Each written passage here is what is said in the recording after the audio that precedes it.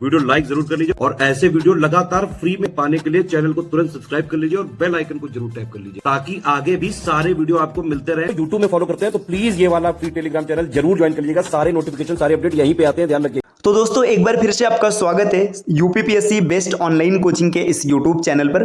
आज की इस वीडियो में हम लोग जीएस के टॉप 1500 क्वेश्चन की एक क्लास को और आगे बढ़ाएंगे। इसमें प्रश्न संख्या 71 से आगे बढ़ेंगे।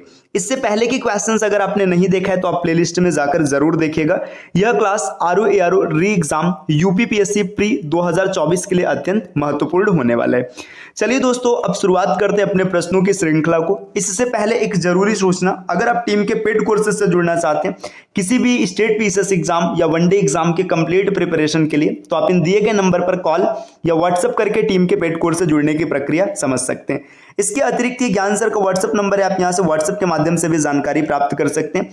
दोस्तों इसके अतिरिक्त एक गुड न्यूज ये है कि अगर आप प्ले स्टोर से स्टडी फॉर सिविल सर्विसेज का एप्लीकेशन इंस्टॉल करते हैं और एप्लीकेशन की सहायता से किसी भी कोर्स को परचेस करते हैं या कोई पीडीएफ परचेस करते हैं, टेस्ट सीरीज परचेस करते हैं, तो वहां पर आपको 50% का डिस्काउंट मिल सकता है। इसके लिए आपको कूपन कोड अप्लाई करना है ज्ञान सर। ये सभी लेटर से इस्तेमाल होंगे, आपको कोई भी स्पेस नहीं देना है। चलिए अब बढ़ते हैं आगे प्रश्नों की ओर। देखिए प्रश्न संख्या 71 यहां पर क्या दिया गया, निम्नलिखित में से सही विकल्प चुने। Choose the correct option from the following. पहला पॉइंट दिया प्रोजेक्ट एलिफेंट एक केंद्र सरकार द्वारा प्रायोजित योजना है जिसे फरवरी 1993 में शुरू किया गया था। यही तथ्य यहां पर अंग्रेजी में दिया गया, project elephant is a central government sponsored scheme which was launched in February 1993। देखिए अगला पॉइंट दिया, भारत में विश्व में जंगली एशियाई हाथियों की सबसे बड़ी संख्या जो 2017 की जनगणना के अनुसार 27,312 अनुमानित है। अगला पॉइंट दिया, एशियाई और अफ्रीकी हाथियों की गंभीर दुर्दशा की ओर ध्यान आकर्षित करने के लिए 2012 में विश्व हाथी दिवस मनाया गया था। देखिए इन सभी बिंदुओं को अगर ध्यान से देखेंगे तो जो प्रोजेक्ट एलिफेंट है इसकी शुरुआत 1992 में किया गया था, यहाँ पर 93 दिया गया, तो ये पॉइंट गलत हो जाएगा। दूसरा पॉइंट है कि जो भारत में एशियाई हाथियों की संख्या है ये 27,312 अनुमानित है, बिल्कुल सही है। अगर प्रतिशत में बात करेंगे तो ये प्रतिशत लगभग 55% बनेगा, तो ये पॉइंट सही हो जाएगा। अब तीसरे की ओर बात करेंगे, जो अफ्रीकी और एशियाई हाथी है इनकी दुर्दशा को देखते हुए 2012 में विश्व हाथी दिवस मनाया गया था, ये भी पॉइंट सही है। तो दूसरा और तीसरा दो बिंदु यहां पर सही बनेगा। चलिए देखते हैं कौन सा उत्तर सही होगा, विकल्प डी।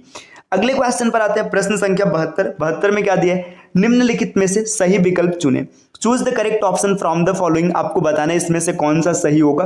पहला पॉइंट है अंतरराष्ट्रीय प्रकृति संरक्षण संघ द्वारा रेड डाटा बुक प्रकाशित की जाती है। The red data book is published by the international union for conservation nature. देखिए IUCN है ना, IUCN ये पब्लिश करता है रेड डाटा बुक, बिल्कुल सही है, पहला पॉइंट सही होगा। दूसरा है जैव विविधता हॉट स्पॉट की अवधारणा 1988 में नॉर्मन मायर्स द्वारा प्रकाशित की गई थी। The concept of biodiversity hot spot was developed by Norman Myers in 1988, बिल्कुल सही है। जो हॉट स्पॉट की अवधारणा है इसे 1988 में विकसित किया था, किसने, ये मायर्स जी ने किया था, तो यहां पर ये भी पॉइंट सही हो जाएगा। तीसरा पॉइंट यहां पर दिया, जैव विविधता शब्द का प्रयोग पहली बार 1916 में एक अमेरिकी वनस्पति शास्त्री आर्थर हैरिस ने किया था। तो देखिए जो बायोडाइवर्सिटी टर्म है ये टर्म किसने दिया था, ये दिया था हैरिस ने, ये भी पॉइंट बिल्कुल सही है। तो पहला दूसरा तीसरा तीनों पॉइंट सही होगा, इस प्रश्न का उत्तर बनेगा विकल्प सी।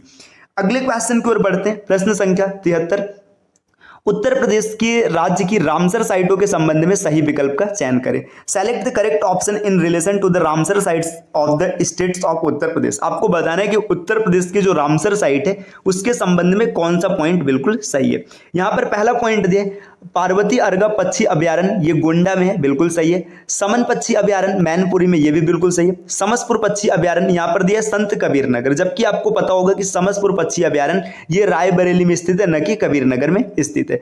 अगला पॉइंट है बखीरा पक्षी अभ्यारण्य, ये संत कबीर नगर में स्थित है, न कि रायबरेली में। तो पहला और दूसरा दो पॉइंट सही दिया गया, जबकि तीसरा और चौथा गलत दिया। इसका सही उत्तर क्या होगा, यहां पर हम लोगों ने मैच करके देख लिया है। तो इस प्रश्न का उत्तर बन जाएगा विकल्प ए, पहला यहां पर देखिए सही हो जाएगा, पहला और दूसरा दोनों सही है।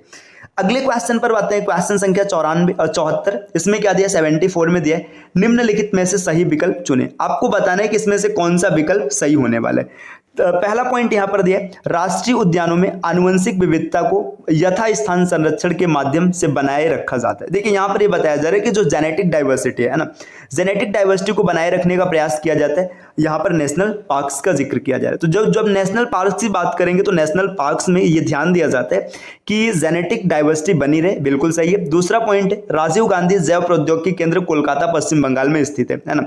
यहां पर ये कहा जा रहा है कि राजीव गांधी बायोटेक्नोलॉजिकल सेंटर जो है ये कोलकाता में, ये भी पॉइंट सही है।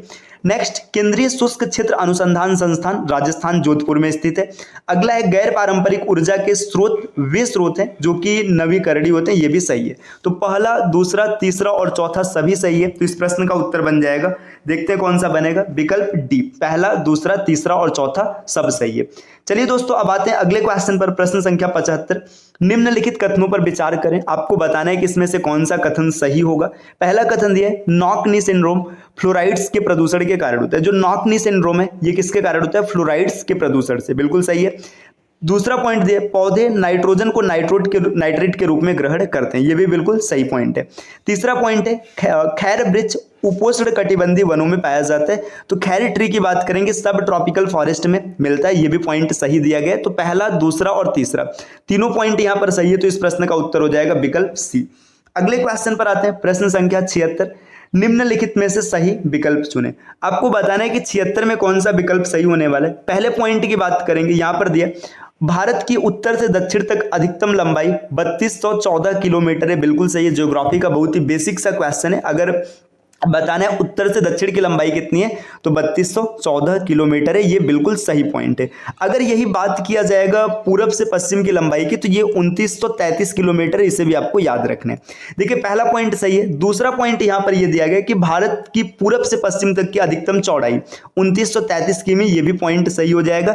तीसरा पॉइंट यहां पर दिया, भारतीय केंद्र शासित प्रदेश की सबसे दक्षिणी बिंदु जिसे इंदिरा पॉइंट कहा जाता था, वर्ष 2005 में सुनामी लहरों के कारण समुद्र में डूब गया था। देखिए इंदिरा पॉइंट की बात करेंगे तो ये 2004 के सुनामी में डूबा था, न कि 2005 के सुनामी में। तो इसे भी आपको याद रखना है, ये भारत का सबसे दक्षिणतम बिंदु है। यहां से एक पॉइंट ये भी याद रखिएगा कि यहां से 876 किलोमीटर अगर आप और जाएंगे नीचे, नीचे कहने का मतलब है दक्षिण की ओर जाएंगे तो आपको 0 डिग्री आप ये मिल जाएगा, जिसको कि विषुवत वृत्त भी कहा जाता है। तो ये तीसरा पॉइंट गलत दिया गया। अगला पॉइंट दिया है, गुजरात और अरुणाचल प्रदेश के स्थानीय समय में 2 घंटे का अंतर है, यह भी पॉइंट बिल्कुल सही है। अगर गुजरात और अरुणाचल प्रदेश के समय की बात करेंगे तो लगभग 2 घंटे का अंतर आता है। अब यहाँ पे एक पॉइंट और याद रखिएगा, गुजरात में भारत का सबसे पश्चिमी बिंदु है और अरुणाचल प्रदेश में सबसे पूर्वी बिंदु है। पूर्वी बिंदु किबुथुआ और पश्चिमी बिंदु सर क्रीक या फिर गोरमाथा आप बोल सकते हैं। तो पहला, दूसरा और चौथा 3 पॉइंट यहाँ पर सही हो जाएगा। पहला, दूसरा और चौथा, विकल्प सी इस प्रश्न का उत्तर बनेगा, ये वाला। चलिए दोस्तों अब आते हैं अगले क्वेश्चन पर, प्रश्न संख्या 77 में दिया निम्नलिखित में से सही विकल्प चुने। आपको बताना है कौन सा विकल्प सही है।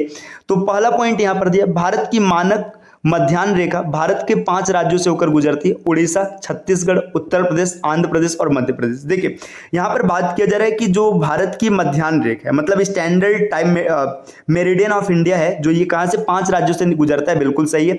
इसमें राज्य कौन कौन से, उड़ीसा, छत्तीसगढ़, उत्तर प्रदेश, आंध्र प्रदेश और मध्य प्रदेश, ये बिल्कुल सही पॉइंट है। दूसरा पॉइंट यहां पर दिया है, भारत में आधिकारिक भारतीय मानक समय उत्तर प्रदेश के इलाहाबाद को केंद्र मानकर निर्धारित किया गया है, जिसका निर्धारण भोपाल में स्थित राष्ट्रीय भौतिकी प्रयोगशाला द्वारा किया जाता है। देखिए यहां पर ये जो बताया गया कि इलाहाबाद को मानक मान के किया गया, बिल्कुल सही है, लेकिन इसका निर्धारण भोपाल में स्थित राष्ट्रीय भौतिकी प्रयोगशाला, देखिए राष्ट्रीय भौतिकी प्रयोगशाला की बात करेंगे तो दिल्ली में स्थित है, तो दिल्ली के द्वारा किया जाता है, न कि भोपाल के द्वारा। तो ये पॉइंट यहां पर गलत हो जाएगा।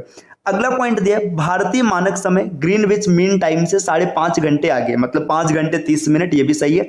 तो पहला और तीसरा ये 2 पॉइंट सही होगा, विकल्प 20 प्रश्न का उत्तर बनेगा।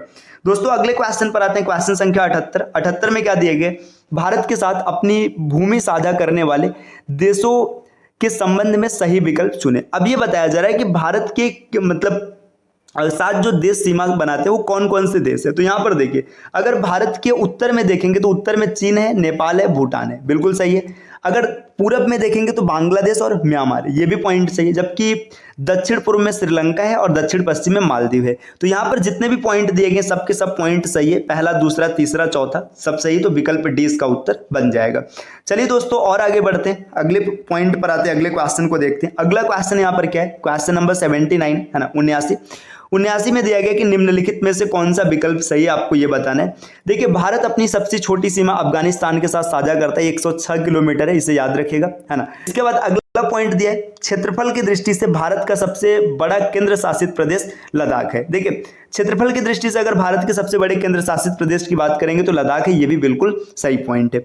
अगला पॉइंट यहां पर दिया, क्षेत्रफल की दृष्टि से भारत का सबसे छोटा केंद्र शासित प्रदेश है लक्षद्वीप, ये भी बिल्कुल सही है ना। नेक्स्ट दिया, जनसंख्या की दृष्टि से सबसे छोटा केंद्र शासित प्रदेश है पुडुचेरी, है ना। देखिए यहां पर अगर बात करेंगे कि जनसंख्या की दृष्टि से सबसे छोटा जो यूटी है ये पुडुचेरी नहीं है, ये लक्षद्वीप है ना। और सबसे बड़े की बात करेंगे तो दिल्ली हो जाएगा, तो ये गलत हो जाएगा। तो पहला, दूसरा और तीसरा 3 पॉइंट सही है, तो यहां पर विकल्प 20 प्रश्न का उत्तर बन जाएगा। अगले क्वेश्चन पर आते हैं, प्रश्न संख्या 80 में क्या दिया है, निम्नलिखित में से सही विकल्प चुने। आपको बताना है कि इसमें से कौन सा विकल्प सही है।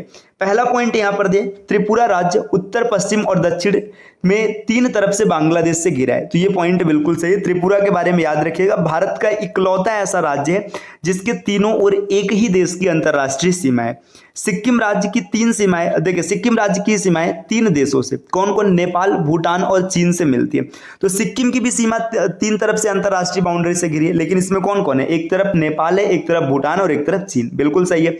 अगला पॉइंट यहां पर दिया गया, छत्तीसगढ़ राज्य में कर्क रेखा और भारतीय मानक रेखा समय का प्रतिच्छेदन बिंदु सूरजपुर में। तो देखिए छत्तीसगढ़ की बात करेंगे, जैसे देखिए कर्क रेखा मतलब जो कर्क रेखा भारत के 8 राज्यों से गुजरता है ना, और जो भारत की मानक समय रेखा ये 5 राज्यों से गुजरती है। तो ये दोनों मिलते हैं कहां पर, ये छत्तीसगढ़ में एक जगह पर मिलते हैं जिसे सूरजपुर कहा जाता है। तो ये इसका सही पॉइंट है। तो पहला, दूसरा, तीसरा तीनों सही है, तो क्वेश्चन का उत्तर बनेगा विकल्प सी। तो दोस्तों ये आज के क्वेश्चंस रहे जो हम लोगों ने टॉप 1500 क्वेश्चन की सीरीज में देखे हैं। यह क्लास लगातार चलती रहेगी और यह क्लास आपके लिए अत्यंत महत्वपूर्ण भी है, तो इसको निरंतर देखने के लिए आपको इस YouTube चैनल को सब्सक्राइब कर लेना है। चलिए अब आपसे मिलते हैं अगले वीडियो में कुछ नए कॉन्सेप्ट के साथ, कुछ नए प्रश्नों के साथ। तब तक के लिए नमस्कार।